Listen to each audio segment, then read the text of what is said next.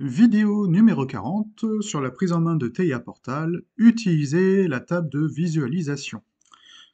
Donc on a vu précédemment comment créer des régions, comment créer des commentaires, comment créer des commentaires à l'intérieur des instructions. Et puis on avait vu aussi précédemment, lors de la lecture en ligne, avec l'utilisation des lunettes en visu dynamique, eh bien que la lecture n'est pas forcément la plus attractive possible. On avait vu tout à l'heure que pour KM1, par exemple, KM1 ici est à l'état faux. Si je l'active, je vois qu'ici il est à l'état vrai, et je vois ici sur ce résultat-là, bah, en fait, je vois pas grand-chose. Si je vois ici que KM1, sur cette instruction-là, KM1 a bien été mis à 0, il est à l'état faux. Par contre, je vois aussi KM1 ici à l'état vrai. Alors, qui croire? Est-ce que KM1 est vrai? Est-ce que KM1 est faux? Bah, il suffit de l'activer, il suffit de faire une comparaison euh, entre la lisibilité que j'ai ici sur l'état vrai et l'état faux. Je vois que celui-ci est un peu moins pâle que celui-ci, donc j'aurais tendance à dire que KM1 ici est bien l'état vrai. KM1 maintenant n'est plus actif, donc il est à l'état faux. Donc là, j'ai activé BP3, BP3 est à l'état vrai, KM1 est donc à l'état faux. Mais quand je relâche BP3, eh ben là, KM1 est faux mais pâle, et KM1 aussi est vrai mais pâle. Donc moi je suis perdu. Donc pour pallier à ce défaut, eh ben, je vous encourage, c'est aller dans le navigateur de projet, et dans le dossier table de visualisation et de forçage permanent, d'ajouter une nouvelle table de visu. Je la sélectionne. Par défaut, la page ici s'ouvre. Peut-être parce que si je suis en ligne. Possibilité de faire un clic droit et de la renommer. Donc, je vais l'appeler table test SCL. Et dans cette table, eh bien, je vais venir saisir les informations qui m'intéressent. Je suis en panne, j'ai la marche avant qui ne s'active pas. Pour moi, c'est inutile d'aller chercher toutes les variables, d'aller regarder toutes les variables de l'automate, surtout qu'il peut y en avoir toute une série qui est assez conséquente.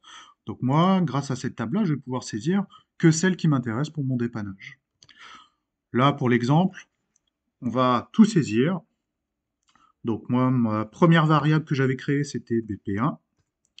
Et quand je fais entrer, il reconnaît que c'est l'adresse 0.0 et que c'est une donnée booléenne. Donc je peux aller saisir au fur et à mesure toutes mes données. Et petite astuce, si vous sélectionnez cette donnée, vous avez ici possibilité, c'est d'étendre la sélection. Et en gros, vous allez pouvoir eh bien, faire afficher toutes les variables que vous aviez créées dans les variables API. Donc ça permet de gagner un petit peu de temps dans la saisie. Donc ma table est créée, je vais pouvoir mettre les lunettes. Et là, je vais voir leur valeur directement. Donc là, si j'appuie sur BP1, KM1 s'active, je relâche BP1, KM1 est à l'état faux, KM1 lui reste à l'état vrai. Je fais une impulsion sur BP3 qui va m'arrêter. J'appuie, je relâche, KM1 est bien passé à l'état vrai. Donc ça, c'est une table que je vous conseille d'utiliser quand vous voulez faire de la comparaison sur votre programme. Ça fait des manipulations en plus, ça fait des pages en plus sur votre TIA Portal, mais c'est toujours un peu plus lisible euh, que la lecture que la ligne de code ici nous propose. Pour appuyer aussi sur la bonne utilisation de la table de visualisation, j'ai créé une variable automate, un mot, hein, MW1. Donc j'ai créé cette variable, et bien je vais aller l'incruster dans une instruction. par exemple KM1. Donc quand j'ai BP1, KM1 passe à l'état 1, et je vais aussi mettre mot, 2 points égale 15. Comme ça, je vais dire que si j'ai BP1 et pas le contact de KM2, bah KM1 va être à l'état vrai, et le mot aura la valeur de 15 de charge.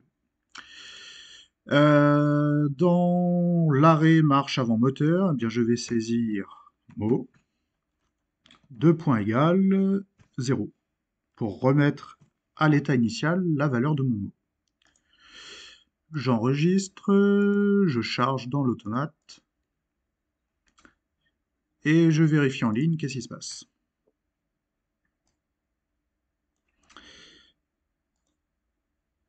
Je déroule mes tables. KM1 n'est pas appuyé, n'est pas enclenché, je l'active.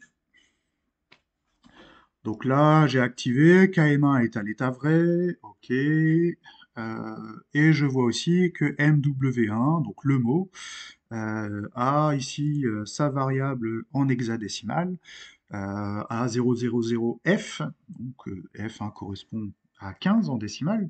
Donc j'ai bien la valeur de 15 qui, euh, qui est saisie dans mon mot. Maintenant, j'appuie sur BP3. BP3 m'a mis KM1 à l'état faux et a dû mettre le mot MW1 à 0000. Je relâche BP3. Qu'est-ce qui me permet de dire que le mot est à 0 ou que le mot est à 15? Là, impossible de le savoir. D'où l'utilisation de la table de visualisation. Eh bien, je vais saisir la valeur de... Enfin, je vais saisir le mnémonique qui m'intéresse, donc mot. Je mets les lunettes. Je vois en direct s'il est à 0. J'active KM1. Et là, le mot est à 15. 000F. J'arrête KM1. KM1 est arrêté et le mot est bien à 0. Donc là, ça me permet de voir en direct quelle est la valeur de mon mot. Donc qui est beaucoup plus lisible que ce qui m'avait été proposé précédemment. Toujours avec cette table de visualisation, j'ai possibilité aussi, c'est d'aller forcer mes données. Donc pour cela, il faut s'assurer que la commande afficher ou masquer toutes les colonnes de forçage est bien saisie. J'ai la colonne valeur de forçage que je peux sélectionner et je vais saisir la valeur de 12. Je fais entrer. Je peux cocher ici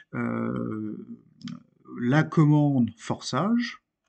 J'active ici la commande forcer toutes les valeurs activées de manière unique et immédiate. Je l'appuie. Et là, j'ai bien chargé la valeur de 12 dans le mot. Même si j'ai pas une instruction qui me demande de mettre mot à 12. Donc je peux venir saisir toutes les données à partir du moment que le mot peut les comprendre. Donc grâce à cette table de visualisation, je vais pouvoir aussi jouer sur l'activation ou la désactivation de mes variables. Là par exemple KM1, si je le passe à l'état 1. Donc la table ne comprend pas la différence entre 1 et 0, donc c'est pas grave. Si je mets 1, elle va mettre automatiquement vrai. Et si je force, eh bien je force bien aussi ma valeur de KM. Sauf que attention, hein, cette table de visualisation me permet de forcer à un instant t les variables, mais si j'appuie sur le bouton BP3, ça me remet bien KM1 à l'état 0, à l'état faux. C'est une table de forçage, mais pas permanent. Attention, hein, si je veux forcer des variables en permanence, hein, il va falloir que j'aille dans le navigateur de projet et saisir les variables qui m'intéressent si je dois les forcer en continu à l'intérieur. Autre petite subtilité, c'est que je vais avoir du mal à forcer mes entrées. Donc ici, la table de visualisation m'empêche de forcer une entrée. Je la sélectionne, j'essaye de forcer, bah rien ne se passe. Je sélectionne aussi là, je mets à l'état 1, je veux forcer, rien ne se passe. Donc je peux forcer des sorties, je peux forcer des variables internes, mais je ne vais pas pouvoir forcer des entrées automates avec cette table. Voilà pour cette partie.